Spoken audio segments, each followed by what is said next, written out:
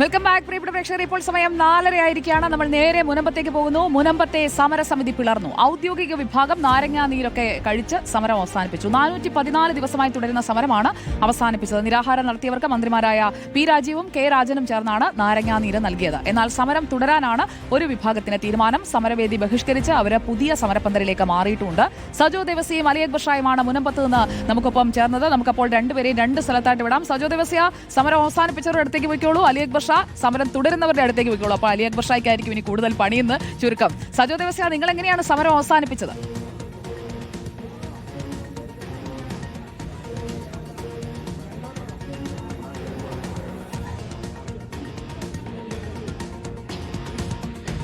സുജയ, മുനമ്പത്തെ ഭൂസംരക്ഷണ സമിതി കഴിഞ്ഞ 414 ദിവസമായി നടത്തി വന്നിരുന്ന സമരം അവസാനിപ്പിച്ചിരിക്കുകയാണ്. റവന്യൂ മന്ത്രിയും കെ രാജനും നിയമമന്ത്രി പി രാജീവും ഇവിടെ എത്തിയതാണ് സമരവേദി. നാരങ്ങാനീരൊക്കെ കഴിച്ചു. അതിനുശേഷം അവർ ചായയൊക്കെ കുടിക്കുന്നു. ഇവിടുത്തെ സമരം സുദീർഘമായ സമരമാണ്. കേരളത്തിന്റെ രാഷ്ട്രീയ ചരിത്രത്തിൽ എന്തെല്ലാം ചലനങ്ങൾ അതുണ്ടാക്കി എന്ന് നമുക്കറിയാം. അതിൽ ഇപ്പോൾ പ്രധാനമായും സമരസമിതി, അതായത് ഔദ്യോഗിക വിഭാഗമാണ്, അവർ പറയുന്ന പ്രധാനപ്പെട്ട കാര്യം 2 കോടതി ഉത്തരവുകൾ, ഒന്ന് നികുതി സ്വീകരിച്ചു തുടങ്ങി, മറ്റൊന്ന് പോക്കുവരവിനുള്ള ഉറപ്പ് സർക്കാർ നൽകി. ഇത്തരം കാര്യങ്ങളൊക്കെ പരിഗണിച്ചുകൊണ്ട് സമരം താൽക്കാലികമായി അവസാനിപ്പിക്കുന്നു. അതായത് മുനമ്പത്തെ വേളാങ്കണ്ണി മാതാ പള്ളി അങ്കണത്തിലാണ് ഈ സമരം അത്രയും നടന്നത്.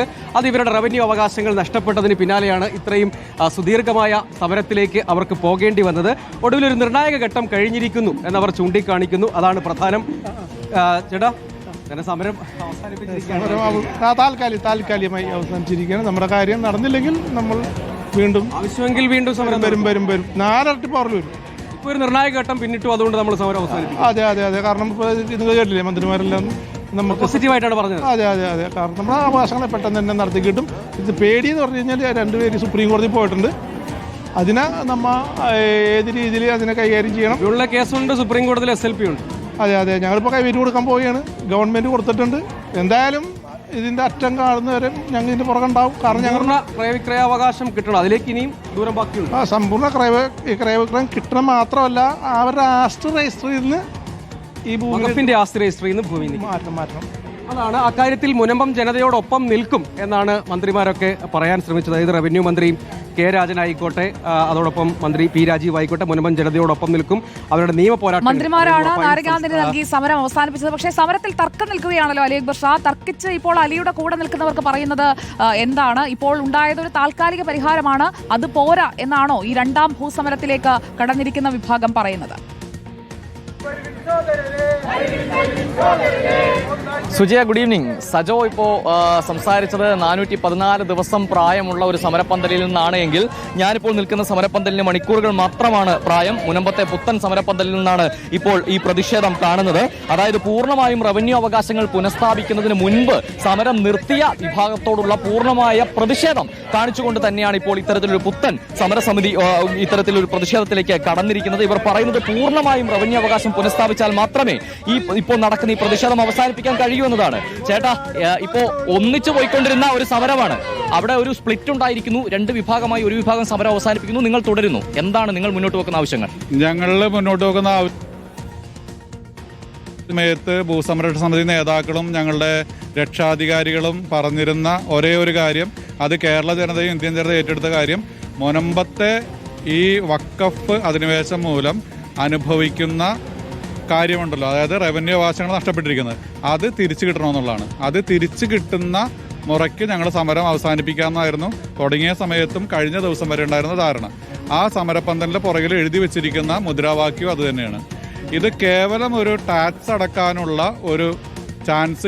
ഇതിലിപ്പോൾ മന്ത്രിമാർ പറയുന്ന രാഷ്ട്രീയ മുതലെടുപ്പാണ്, BJP ആണ് ഈ സമരക്കാർക്ക് പിന്നിലെന്നാണ്. അവിടെ ഇരിക്കുന്ന ആളുകൾക്ക് രാഷ്ട്രീയമുണ്ടോ? അതുകൂടി ഒന്ന് ചോദിക്കാം. ഇപ്പോൾ മന്ത്രിമാരെത്തിയാണ് അപ്പുറം സമരം അവസാനിപ്പിച്ചത്. ഇപ്പോൾ നിങ്ങൾ ഒരു BJP അനുകൂല വിഭാഗമാണ് എന്നൊരു ആരോപണം ഉയരുന്നുണ്ട്. നിങ്ങൾ അങ്ങനെയാണോ? ആരാണ് ആരോപണം ഉന്നയിച്ചതെന്ന് പറയണേ നല്ലായിരുന്നു.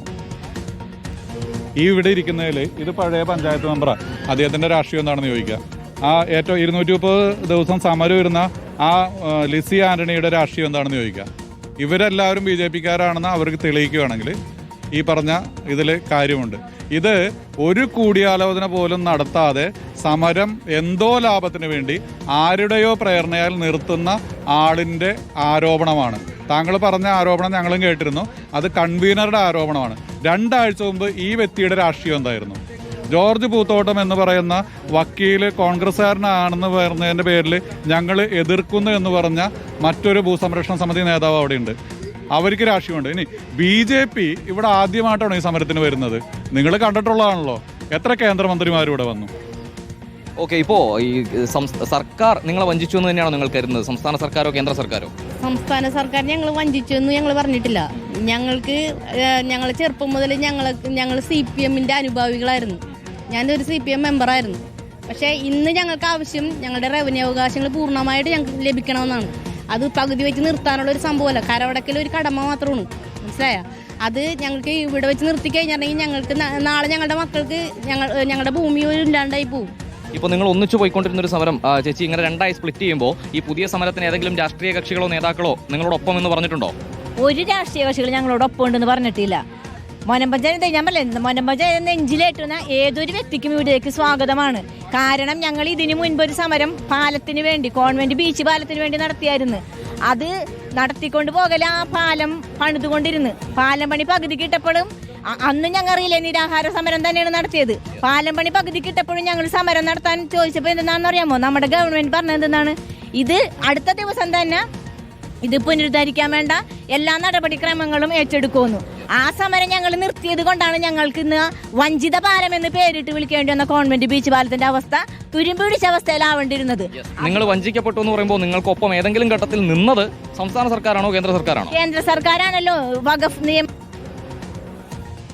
ആദ്യം മുതലേ ഒരാളും സമരപന്തലേക്ക് തിരിഞ്ഞു നോക്കാനില്ലാത്ത ആ സമയത്ത് വന്നത് കേന്ദ്രമന്ത്രിമാരടക്കമുള്ളവർ വന്നത് കൊണ്ട് മാത്രമാണ് മുനമ്പ സമരം ഇത്രയും ഈ ലോകം മുഴുവൻ അറിയാൻ തന്നെ കാരണം കേന്ദ്രത്തിൽ നിന്നുള്ള സുരേഷ് ഗോപി വന്നത് കൊണ്ട് തന്നെയാണെന്ന് ഞാൻ വിശ്വസിക്കുകയാണ്. അതുപോലെ തന്നെ അവരുടെ സപ്പോർട്ട് ഞങ്ങൾക്ക് ആദ്യമേ ഉണ്ടായിട്ടുണ്ട്.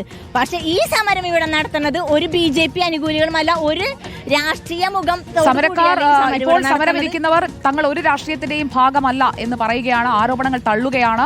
രാഷ്ട്രീയ പ്രേരിതമാണ് സമരമെന്ന് മന്ത്രിമാർ പറയുന്നു. എന്നാൽ ഒരു രാഷ്ട്രീയത്തിന്റെയും ഭാഗമല്ല തങ്ങൾ എന്ന് അവിടെ ഇരിക്കുന്ന സമരക്കാരും പറയുകയാണ്. അപ്പോൾ മുനമ്പം ഈ തെരഞ്ഞെടുപ്പിൽ ഒരു വിഷയമായി തുടരുന്നു. സമരം അവസാനിച്ചിട്ടില്ല എന്നതാണ് അവിടുത്തെ യാഥാർത്ഥ്യം. അലി അക്ബർ ഷായും സജോ ദേവസ്യമാണ് മുനമ്പത്ത് നിന്ന് 2 സമരപന്തലിലെയും കാഴ്ചകൾ നമ്മുടെ മുന്നിലേക്ക്